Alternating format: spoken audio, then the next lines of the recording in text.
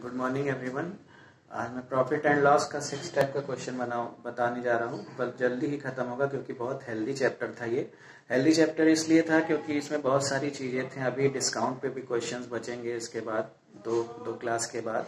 उसके बाद आज जो बताना है उस पर डिस्कस कर लें, क्योंकि सारे पार्ट्स आपको तभी दिखेंगे जब आप सब्सक्राइब करेंगे तब। ठीक है, तो सब्सक्राइब जरूर करिएगा, सब्सक्राइब का बटन दबाएगा। प्रॉफिट एंड लॉस के साथ बहुत सारी चीजें मैं बताने वाला हूँ। इसके बाद क्यूबिक्स बताऊंगा, क्यूब कैसे सॉल्व करते हैं। बहुत सारी चीजें हैं, रीजनिंग के ब्लड रिलेशन है, तो आप तैयारी करते रहिए। मैं आपके लिए सेवा में हमेशा तत्पर हूँ।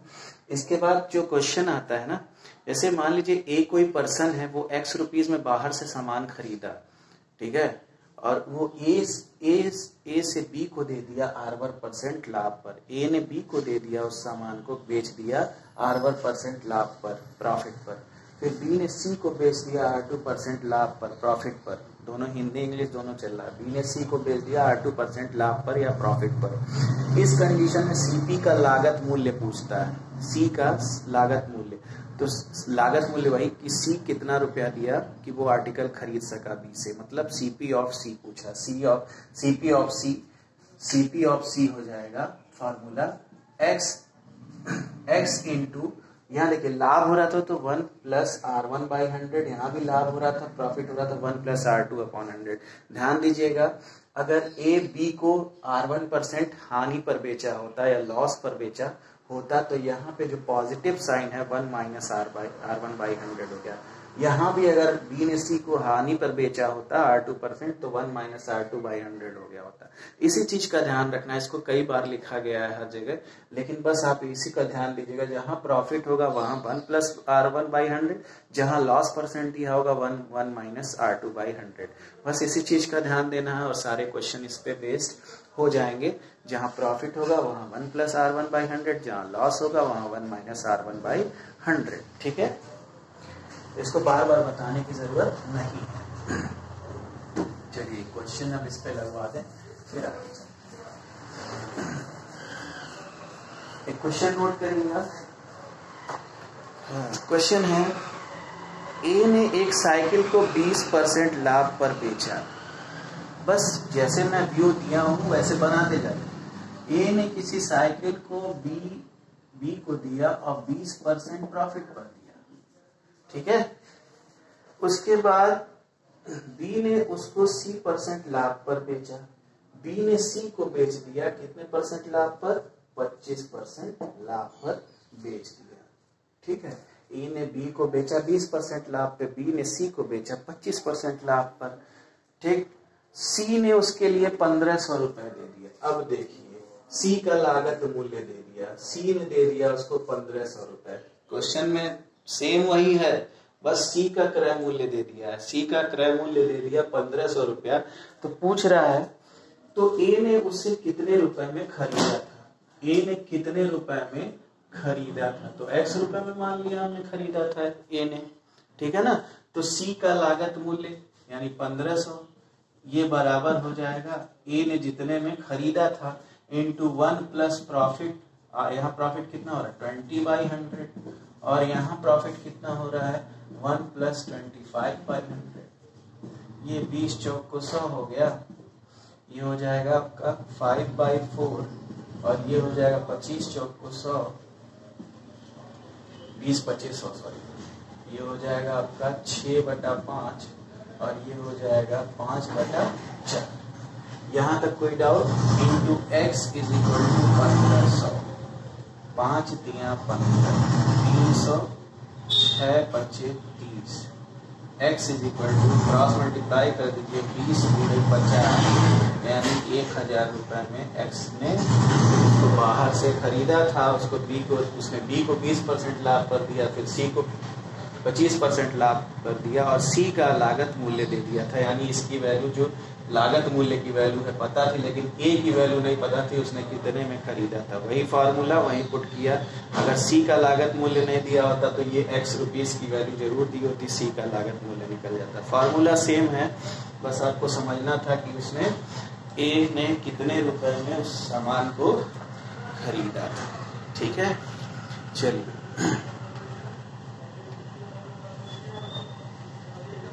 एक क्वेश्चन और।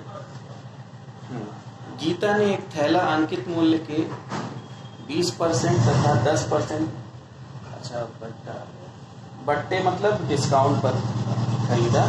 गीता ने एक थैले को 20% लॉस पर तथा 10% लॉस पर ही खरीदा। यदि थैले का अंकित मूल्य 1400 रुपया है तो उस थैले को कितने में खरीदा? अब देखिएगा सेम क्वेश्चन है, थोड़ा सा कंफ्यूज मत होइएगा।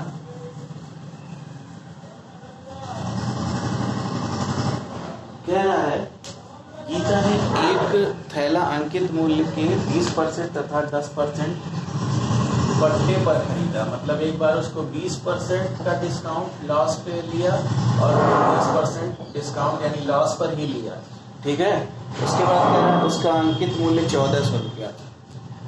1400 रुपया उसका अंकित मूल्य था, तो उसको उसने कितने में खरीदा, ठीक है। यही क्वेश्चन है। उसको गीता ने उस थैले को कितने में खरीदा था? तो 1400 गुणे यहाँ पे डिस्काउंट हो रहा है तो 1 - 20/100 और यहाँ भी डिस्काउंट हो रहा है तो 1 - 10/100 मल्टीप्लाई कर दीजिए 1400 गुणे, ये 20 × 25 100 हो जाएगा और ये 10 × 100 हो जाएगा। ये हो जाएगा आपका 4/5 और ये हो जाएगा 9/10। ये हो गया आपका 0 से 0 कैंसिल, 5 × 2 = 10, 5 × 8 = 40, 28 × 36, 36 × 28 कर दीजिए, जो आएगा वही आपका आंसर हो जाएगा। 8 × 2 = 10, 7 × 9 = 10, 1008 रुपए में उसको खरीदा, ठीक है। थैले को 1008 रुपए में खरीदा था, 1400 रुपए पे डिस्काउंट के बाद, डिस्काउंट पाने के बाद उसने 1008 रुपए में उसको खरीद लिया था। इसके बाद सेकंड टाइप का भी क्वेश्चन इसमें 6 के सेकंड पार्ट में बता दें कैसा क्वेश्चन ये आता है। क्वेश्चन क्या है देखिए, यदि किसी वस्तु को X में बेचने पर उतना ही लाभ होता है जितना Y पे बेचने पर उसको हानि होती है, तो वस्तु का क्रय मूल्य, ठीक है। सपोज दैट एक वस्तु था, एक आर्टिकल था मेरे पास, उसको हम बेच दिए X रुपीज में, तो हमें 10% प्रॉफिट हुआ। सुनिएगा ध्यान से सुनिएगा। कोई वस्तु थी मेरे पास, आर्टिकल था, मेरा मोबाइल था, उसको हम X रुपीज में बेच दिए तो मुझे 10% प्रॉफिट हुआ। अब उसी मोबाइल को अगर हम Y रुपीज में बेचे होते ना तो हमको 10% हानि हुई होती। मतलब प्रॉफिट जितना हो रहा है बेचने पर जिस दाम पर और दूसरे दाम पर बेचने पर जो हानि हो रही है, दोनों सेम हो जाए, प्रॉफिट परसेंट और लॉस परसेंट बेचने पर अलग अलग मूल्यों पर सेम हो जाए, तो उस वस्तु का क्रय मूल्य कैसे निकालते हैं? दोनों को सम करके, दोनों SP को सम करके 2 से भाग दे दीजिए, आंसर आ जाएगा।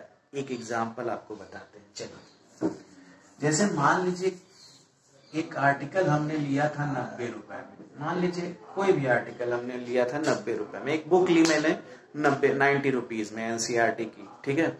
उसको, या एक काम करिए 100 रुपए में ली मैंने एक बुक, ऐसे सही रहेगा। 100 रुपए में एक मैंने बुक ली, ठीक है। 100 रुपए में एक बुक ली, इसको मैंने ऐसे दाम पर बेचा, 10% लाभ पर बेचा, तो कितना रुपए में बेचा? 110 रुपए, ठीक है। 100 रुपए में मैंने एक बुक ली और इसको बेचा 110 रुपए में, ठीक। 10% लाभ हुआ। अगर 100 रुपए क्रय मूल्य था उस बुक का, 110 में बेचा तो मुझे 10 रुपया लाभ हुआ, 10% लाभ हुआ कह सकते हैं, ठीक है ना। अगर इसी को हम दूसरे Y रुपीज यानी ये X रुपए में बेचे तो 10% लाभ हुआ। Y रुपीज यानी 90 में बेचे होते तो यहाँ पे 10% की हानि हो रही है। तो देखिए लाभ प्रतिशत अगर 110 में बेचे होते, दोनों का मूल्य अलग अलग है, यहाँ 90 रुपया 110 रुपया, ये क्रय मूल्य है जितने में हम खरीदे थे। अगर 100 रुपए का सामान खरीद के 110 में बेच रहे हैं तो हमको 10% लाभ हो रहा है। हो रहा है ना? हो रहा है कि नहीं? हो रहा है। और 90 रुपए में अगर बेचते तो हमको 10% क्या होती? हानि होती। 90 रुपए में उसी सामान को 100 रुपए में लिए थे, 90 वाई वही 90 हो गया। 90 रुपए में बेचते तो 10% की हानि होती। तो देखिए 10% प्रॉफिट 10% लॉस, दोनों का परसेंटेज सेम है प्रॉफिट और लॉस का, है ना। इस कंडीशन में क्रय मूल्य कितना रहा हो गया? मान लीजिए 100 रुपया नहीं दिया होता, 100 रुपया नहीं दिया होता तो क्रय मूल्य क्या होगा? सुन लीजिए, ये x है और ये y है, इन दोनों को जोड़िए, 110 और 90 200, 200 में 2 से भाग दे दीजिए, 100 रुपया उसका क्रय मूल्य आ गया। तो इस कंडीशन में जब भी क्वेश्चन आएगा किसी रुपीज में बेचने पर जितना लाभ हो रहा है फिर उसको दूसरे रुपीज में बेचने पे जितना हानि हो रहा है, दोनों का परसेंटेज सेम है, तो दोनों सेलिंग प्राइस को जोड़ के 2 से भाग दीजिए, वही उसका क्रय मूल्य हो जाएगा। देख लीजिए आएगा कि नहीं? 100 रुपया, 110 और 90 200, 200 का आधा 100 रुपया। समझ में आ गया? तो x प्लस वाई बाई 2 दोनों का क्रय मूल्य को 2 से विभाजित कर दीजिए, वही उसका सीपी हो जाएगा। समझ में आ गई बात? तो अब क्वेश्चन भी लग जाएंगे। ठीक है, समझ में आ गया? एक एनसीईआरटी की बुक ली थी 100 रुपए में, उसको 110 में बेचा तो 10% प्रॉफिट हुआ। अगर 90 रुपए में बेचते तो 10% हानि। तो हानि और लाभ का प्रतिशत जब सेम हो जाए दो प्राइस पे बेचने पर, तो दोनों प्राइस को सम करके 2 से भाग दे दीजिए, उस वस्तु की क्या कहते हैं, कॉस्ट प्राइस आ जाएगी। ठीक है, चलिए क्वेश्चन पे आइए। क्वेश्चन क्या है? हाँ, क्वेश्चन नोट करिए। एक घड़ी को 820 रुपए में बेचने पर, एक घड़ी को 820 रुपए में बेचने पर एक दुकानदार को उतना ही लाभ होता है जितना उसे रुपीज 650 में बेचने पर हानि होती है। ठीक है, तो वस्तु का क्रय मूल्य, घड़ी का क्रय मूल्य क्या है? ठीक, क्रय मूल्य हम मान ले रहे हैं सीपी था, वॉच का जो सीपी था वो सीपी था। ठीक है, इसको 860 में बेच रहा है। ठीक, और फिर कितना बेच रहा है? 860 में और 650 में। कह रहा है दोनों को बेचने पर यहाँ पे प्रॉफिट सेम हो रहा है, x% प्रॉफिट हो रहा है, और यहाँ x%, दोनों में प्रॉफिट और लॉस का परसेंटेज सेम हो रहा है, चेंज नहीं हो रहा है। यही कह रहा है क्वेश्चन में ना। एक घड़ी को 820 रुपए में बेचने पर दुकानदार को उतना ही लाभ होता है जितना 650 में बेचने पर हानि हो रही है। 860 में बेच रहा है तो उतना ही लाभ, मतलब x% हम ले लिए, और 650 में बेच रहा है तो उतनी ही हानि, यानी x% लॉस भी ले लिए। फिर कह रहा है उस घड़ी का क्रय मूल्य क्या होगा? तो इन दोनों को जोड़ दीजिए और 2 से भाग दे दीजिए, तो 860 प्लस 650 बटा 2 0 हो गया, 6 5 11 हो गया, 6 1 7 7 8 15 अपन 2 से भाग दीजिए, 2 7 14, 1 2 बचे 10, 2 बचे 10। उसका क्रय मूल्य रहा होगा, यहाँ पे लिख दीजिए 755। 755 में वो खरीदा था, जब 860 में बेचा तो उसको x% लाभ, जब 755 से 650 में बेचा तो उसको x% लॉस हुआ। समझ में आ गई बात?